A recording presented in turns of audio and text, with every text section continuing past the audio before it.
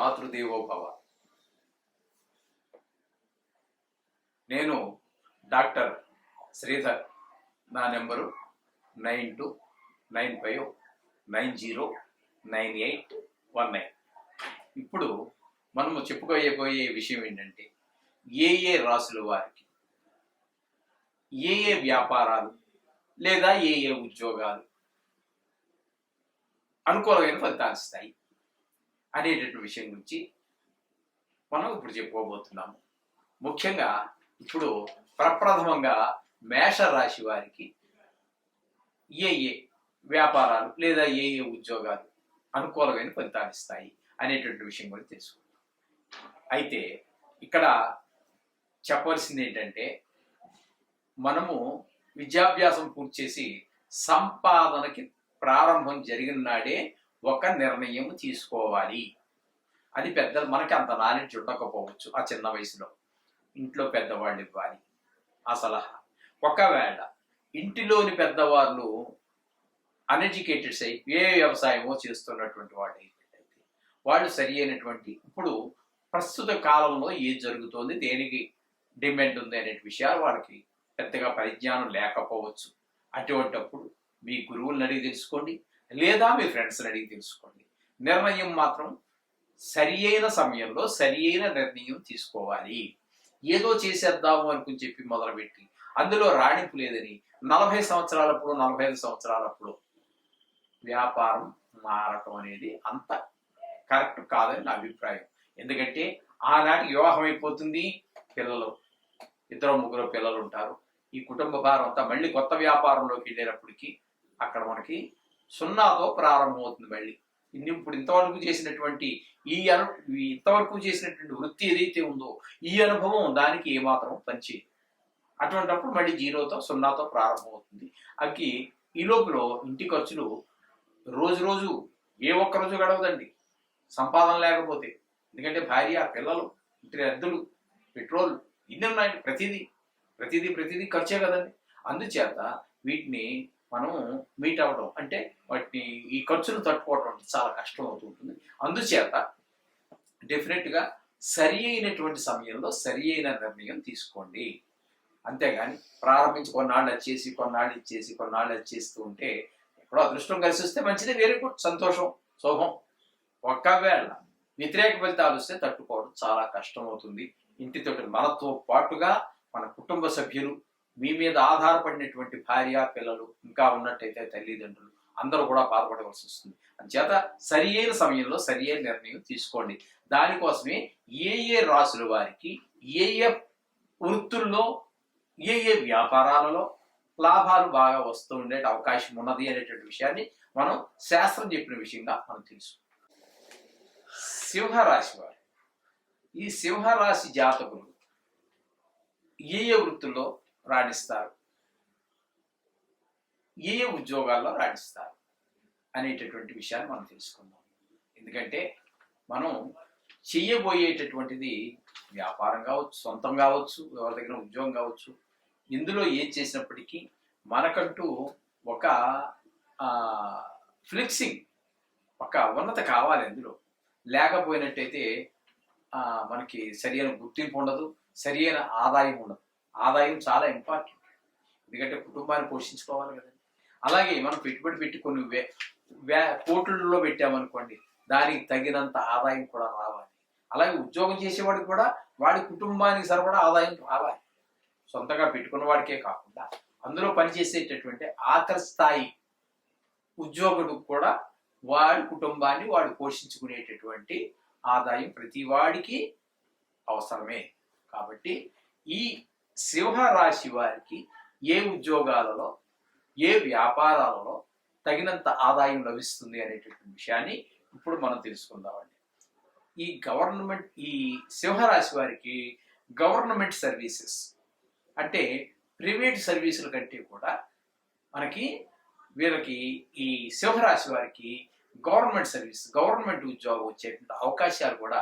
ఎందుకంటే ఇది సూర్య భగవానుడికి సంబంధించినటువంటిది. సూర్యుడు అనేటటువంటి ఆయన మనకి నవగ్రహాలకి రాజు. ప్రభుత్వ ఉద్యోగం దొరకాలి అంటే సూర్యుడి యొక్క స్థితి చాలా అవసరం. అలాగే దాని మీద శుభగ్రహాల యొక్క దృష్టి ఉండటం కూడా చాలా అవసరం. అందరికీ గవర్నమెంట్ ఉద్యోగం రాదు కదండి. మరి ఇప్పుడు కొన్ని లక్షల మంది పెడితే అందులో కొన్ని వందల మందికి మాత్రమే జాబ్స్ ఉంటున్నాయి. కొన్ని వందల ఉద్యోగాలు ప్రకటిస్తే కొన్ని లక్షల మంది అటెండ్ అవుతున్నారు, దానికి హాజరవుతున్నారు ఆ ఉద్యోగం కోసం. ఎందుకని అంటే పోటీ తత్వం అంత ఎక్కువ ఉంది, ఎడ్యుకేషన్ బాగా పెరిగిపోయింది. అటువంటివి రావాలి అంటే మరి వేల సంఖ్యలో వచ్చే వాళ్ళలో అందరిలో విన్ అవ్వాలి, వాడు గెలవాలి. గెలిచిన తర్వాత కానీ వాడికి రాదు. అందుచేత ఈ సింహరాశి వారికి గవర్నమెంట్ సర్వీసెస్ ఎక్కువ అవకాశం ఉంటుంది. అలాగే అడ్మినిస్ట్రేషన్, ఇది కూడా 10 మంది మీద ఒక అథారిటీ, ఇది నువ్వు ఈ పని చేయరా అబ్బాయి, నువ్వు ఈ పని చేయి, నువ్వు ఈ పని చేయి అని చెప్పి వాళ్ళకి డ్యూటీ వేసేటటువంటిది, వాళ్ళ చేత పని చేయించేటటువంటిది ఎక్కువగా ఉంటుంది. వీడు ఈ సింహరాశి వారికి వీడు పని చేసే తక్కువ, పని చేయించేదానికే ఎక్కువ సమర్థత ఉంటుంది. ఇతనికి పని చేయడంలో అంత రాజుగారి పని చేస్తాడంటే చేయడు కదండి. అంచేత ఈ ప్రభుత్వ ఉద్యోగాల్లో ఉంటుంది. మరి పని చేస్తాడంటే చేయడంటే ఇప్పుడు అటెండర్ పోస్ట్ వచ్చింది అనుకోండి, గవర్నమెంట్ జాబ్ ఏది, మరి అంత మాత్రం చేయనంటే కుదరదు కదండి. అక్కడ అందులో స్వీపర్స్ ఉన్నారు, డ్రైవర్స్ ఉన్నారు, ఉంటారు. దాన్ని తగిన బట్టి వాడికి ఉన్నటువంటి విద్యార్హతలు బట్టి, వాడికి ఉన్నటువంటి సాంకేతిక నైపుణ్యతను బట్టి వాళ్ళకి ఉద్యోగాలు వస్తూ ఉంటాయి. అందుచేత అక్కడ ఎక్కువగా మొత్తం మీద అడ్మినిస్ట్రేషన్ సైడ్ జరుగుతూ ఉంటుంది. ఇక సాహితీ సేవలు, సాహిత్యానికి సంబంధించినటువంటి సాంకేతిక సేవలు అంటే మిషనరీస్లో, అది ప్రభుత్వానికి సంబంధించి కొన్ని ఇండస్ట్రీస్ ఉంటాయి. మనకి బిహెచ్ఈఎల్ అని ఇట్లాంటివి కొన్ని ఉన్నాయి, గవర్నమెంట్కి ఆధీనంలో పనిచేస్తూ ఉంటాయి, ప్రభుత్వం వారు ఆధీనంలో పనిచేస్తుంది. అటువంటి వాటిలో చేయటం, ఆ విధమైనటువంటి సర్వీసుల్లో వాళ్ళు ఎక్కువ రాణించే అవకాశం. అలాగే భూగర్భ శాస్త్రము, ఇటువంటి వాటిల్లో వారు ఎక్కువగా రాణించేటటువంటి అవకాశం చాలా పుష్కలంగా ఉంటుందండి. అందుచేత మీరు సంపాదనకి దిగే ముందుగా మీరు ఈ సింహరాశి వారు మీ క్వాలిఫికేషన్ తగినటువంటి దాన్ని ఎంచుకొని మీరు అందరూ ప్రవేశించినట్టయితే చాలా మంచిది. తర్వాత మారాల్సిన పనులు ఉండవు. తర్వాత మారడం వల్ల చాలా ఇబ్బందులు ఉన్నాయి. ఇంతకు ముందు సారి వేరే రాశి వారికి చెప్తూ మనం చెప్పుకున్నాం.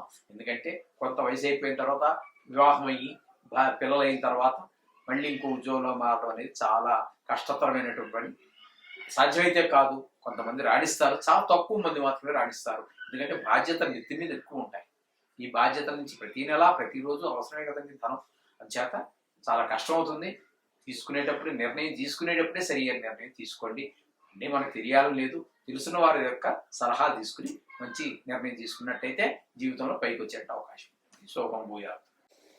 ఇప్పుడు మనము మీనరాశి వారికి ఏ వ్యాపారాలు కలిసి వస్తాయి, లేదు ఏ ఉద్యోగాల్లో అయితే రాణిస్తారు అనేటువంటి విషయాన్ని గురించి మనం తెలుసుకుందాం.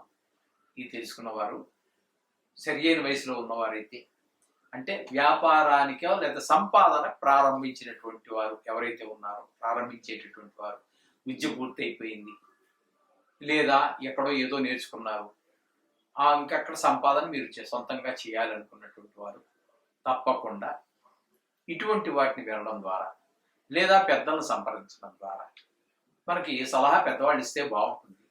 మన ఇంట్లో వాళ్ళు అంటే వ్యవసాయదారులు అదే అయినట్టయితే వారికి ఇందులో పెద్ద అనుభవం లేకపోతే మీ గురువుల ద్వారా తెలుసుకోండి, లేదా మీ మిత్రుల ద్వారా ఏ రంగాలలో అవకాశాలు ఎక్కువగా ఉన్నాయో తెలుసుకుని ఆయా రంగాల్లో కనుక మనం ప్రవేశించినట్టయితే జీవితంలో మనం చేసే వృత్తిలోనూ, వ్యాపారం అయితే వ్యాపారంలోనూ మనకి చక్కటి ఎదుగుదలకు అవకాశాలు ఏర్పడతాయి. తద్వారా ఆదాయం పెరుగుతుంది. తద్వారా ఆర్థికమైనటువంటి ఈ కష్ట నష్టాలు మన జీవితంలో ఎదుర్కావు. ఏదో కొన్ని సందర్భాల్లో వచ్చినప్పటికీ టోటల్గా చూస్తే మనకి ఆర్థికమైనటువంటి ఇబ్బందులు ఎదుర్పడకుండా మనం చూసుకోవచ్చు. తద్వారా కుటుంబము, జీవితము సాఫీగా నడిచేటువంటి అవకాశం. మనిషి జీవితం సాఫీగా నడవాలి అంటే వారు చేసే వృత్తి వ్యాపారాలు లాభంగా నడవాలి. అందులో మనం రాణిస్తాం, ఇందులో రాణిస్తామని ఎవరు చెప్పాలి? ఇప్పుడు వాళ్ళైతే అందరికీ రాణించాలని లేదు కదా, అది ఈ రాశి వారికి ఇది రాణిస్తుందని చెప్పేసి మనకి పూర్వీకులు మన మునీశ్వరులు అందరూ మనకు తెలియజేశారు. వీటిని గనక ఆచరించినట్టయితే మన జీవితాలు చాలా నల్లేరు మీద నడక అంటారు, ఆ విధంగా చక్కగా నడుస్తూ ఉంటే మనకి జీవితం ఆనందంగా అనుభవించడానికి అవకాశం. ఇప్పుడు మీన రాశి వారి గురించి మనం చెప్పుకుంటాం. ఈ మీన రాశి వారికి ఆయుధాల వ్యాపారం చాలా అనుకూలిస్తుంది. అలాగే వాటర్ సప్లై వర్క్స్ చెప్పుకున్నాం కదా ఇంతకు ముందు కూడా 2-3 రాశుల్లో మనం చెప్పుకోవడం జరిగింది. ఈ వాటర్ అనేటటువంటి ఒక్కొక్క ప్రాంతంలో ఒక్కొక్క రకంగా ఉంటుంది. నదీ పరివాహక ప్రాంతాలలో వాటర్ వ్యాపారం చేయడం కుదరదు, ఎందుకంటే వాటర్ ఎక్కువే బాగుపడుతుంది. కానీ అప్లాండ్స్ అంటే మెట్ట ప్రాంతాలలో వారికి నీటి వ్యాపారం చాలా ఎక్కువగా జరుగుతుంది. కొన్ని ప్రాంతాలలో 1-2 బిందెలు నీళ్లు కూడా కునుకు తాగేటటువంటి ఏరియా చాలా ఉన్నాయి. అక్కడ వ్యాపారం అంతా, వ్యవసాయం అంతా కూడా మెట్ట వ్యవసాయం, అంటే నీటి అవసరత చాలా తక్కువ ఉన్నటువంటి పంటలు మాత్రమే పండిస్తూ ఉంటారు. అటువంటి దగ్గర మనకి వాటర్ సప్లై వర్క్స్ అనేటటువంటిది చాలా బాగా పనిచేస్తూ ఉంటుంది. అలాగే ఎగుమతులు, ఎక్స్పోర్ట్స్ చేయటం అది ఒకటి బాగా రాణిస్తూ ఉంటుంది. అది ఏంటనేది కాదు, ఎక్స్పోర్ట్ మొత్తం మీద ఏ వస్తువు అయినా సరే ఎక్స్పోర్ట్ చేయటం అనేటటువంటి ద్వారా మనకి. అలాగే దిగుమతులు, ఇంపోర్ట్ చేసుకోవటం, అది కొంచెం లార్జ్ స్కేల్లో ఉంటాయి పెట్టుబడులు, లేదా వాళ్ళ దగ్గర మీరు పని చేస్తూ ఉండవచ్చు. ఆ విధంగా ఎక్స్పోర్ట్స్ ఇంపోర్ట్స్ ఉండేటటువంటి ఎగుమతులు దిగుమతులు ఉండే వాళ్ళ దగ్గర పని చేయటం కానీ, మీరే సొంతంగా చేయటం కానీ, ఆర్థిక పరిస్థితి మీద మీకున్న అనుభవం మీద ఆధారపడి ఉంటుంది. ఆ విధంగా అందులో కూడా మంచి రాణించేటువంటి అవకాశం. అలాగే ఈ మీన రాశి వారికి ఫోటోగ్రఫీ, అందులో కూడా ఈ ఫోటోలు తీయటం ఇప్పుడు బాగా ఎక్కువైపోయింది కదండి. పూర్వకాలం ఫోటోగ్రఫీ ఎక్కడ ఉందండి, కానీ ఈ మధ్యకాలంలో కెమెరాలు వచ్చాయి, సెల్ ఫోన్లు వచ్చాయి, వీడియోలు వచ్చాయి. ఒక పెళ్లి జరిగింది అంటే అక్కడ మరి 10-15 మంది ఫోటోగ్రాఫర్స్ వస్తున్నారు, వీడియోలు తీస్తున్నారు.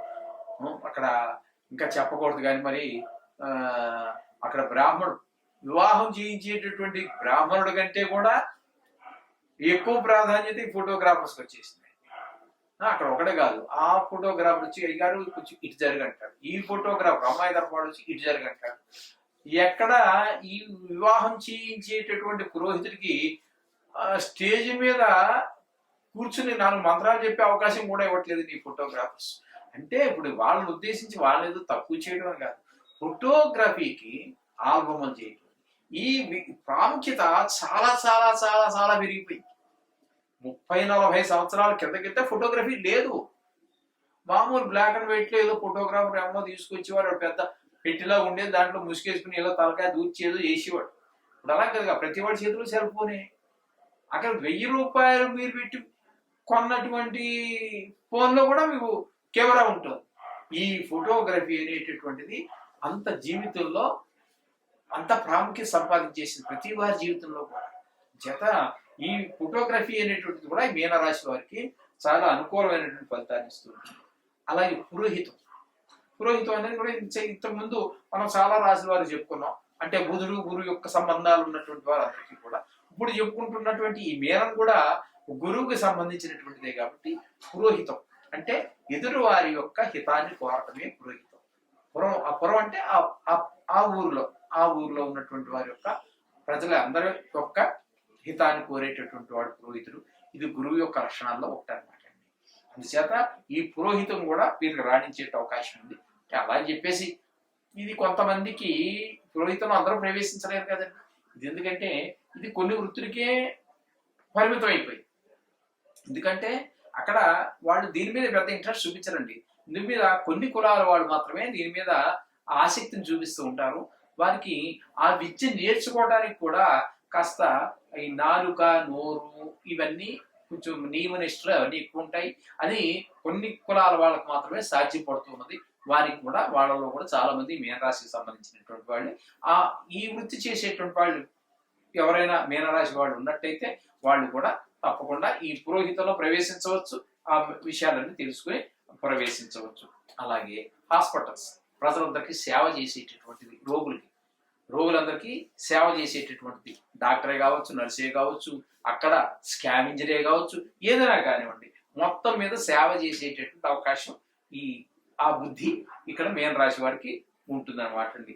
అలాగే క్యాటరింగ్ క్యాటరింగ్ అనేది ఈ మధ్య కాలంలో వచ్చిందండి ఈ పదం. నా చిన్నప్పుడు లేదు ఈ పదం క్యాటరింగ్ అనేటటువంటిది. అప్పుడు మా పెళ్ళిళ్ళప్పుడు, అంటే నా పెళ్లి 84 అనుకుంటాను, 84, 85 ఆనాడు వంట బ్రాహ్మణులు ఉండేవాడు, మన ఇంటికి వచ్చి వంట చేసేవారు. ఈ ఆ గిన్నెలు ఏవో ఊర్లో పెద్ద పెద్ద వాళ్ళ దగ్గర, అందరి దగ్గర ఉన్నటువంటి పెద్ద పెద్ద గిన్నెలు అన్ని తీసుకొచ్చి ఆ 100 మందో 200 మందో 300 మందో ఎంతమంది అవుతారో వారందరికీ వంట మన ఇంటి దగ్గర చేసేవారు చక్కగా. అంతేగాని అక్కడెక్కడో వంట చేసి ఆ చేసేవాడు ఎవరో తెలియకుండా మన ఇంటికి వచ్చి వంట ఆ విధమైనటువంటి చేసి మన ఇంటి దగ్గరే చక్కగా పోయిన ఎవరికి ఒక్కొక్కరికి ఒక్కో రకమైన అలవాట్లు ఉంటాయి. భోజనంలో తెలుసున్నది కదండి. బ్రాహ్మణులు వేరేగా ఉంటుంది, వేరే వాళ్ళు వేరేగా ఉంటుంది. ఇక రకరకాల కులాల వాళ్ళు రకరకాల ఇంట్రెస్ట్ చూపిస్తూ ఉంటా ఆ విధమైన వంటలన్నీ కూడా చేసేవారు. ఈ క్యాటరింగ్ కూడా ఈ యొక్క మీన రాశి వారికి చాలా అనుకూలమైనటువంటి ఫలితాలు ఇస్తుంది. వాళ్ళు అందులో రాణిస్తారు. అది అందరూ వాళ్ళు ఓన్గానే పెట్టుకోనివ్వండి, ఏదైనా చేయనివ్వండి, లేకపోతే అందులో మొత్తం మీద ఆ ఫీల్డ్లో ఎవడో పెడతాడు క్యాటరింగ్ అని, ఆ వాడి దగ్గర పనిచేసేవాడు, వాడికి కూడా జీతం తక్కువ లేదండి, రోజుకి 2000 3000. వాడు టాలెంట్ని బట్టి, వాడి శక్తి సామర్థ్యాలను బట్టి ఒక్కోడు 1000 మందికైనా ఈజీగా చేసి పారేసేవాడు ఉంటాడు, వాడు మనుషులు తెచ్చుకొని. అటువంటివన్నీ ఉన్నాయి. దాంట్లో లోటుపాట్లు అని మనం చెప్పలేము. ప్రతి దాంట్లో ఉన్న విషయంలోనూ, ప్రతి వ్యాపారంలో, ప్రతి ఉద్యోగంలో ఏవో కొన్ని లోట్లు పాటలు ఉంటాయి, అవి వాళ్ళకే తెలుస్తాయి. మొత్తం మీద ఈ మీన రాశి వాళ్ళు క్యాటరింగ్ లో కూడా ప్రవేశించవచ్చు. వాడి యొక్క ఇంట్రెస్ట్ని బట్టి, వాడికి ఉన్నటువంటి దాంట్లో ఉన్నటువంటి ప్రవేశాన్ని బట్టి ఈ విధంగా మీన రాశి వారు చేసినట్టయితే వారు కూడా ఆ వృత్తిలో రాణిస్తారు. తద్వారా జీవితంలో కూడా పైకి వచ్చే అవకాశం ఉంటుంది. శుభం భూయాలు.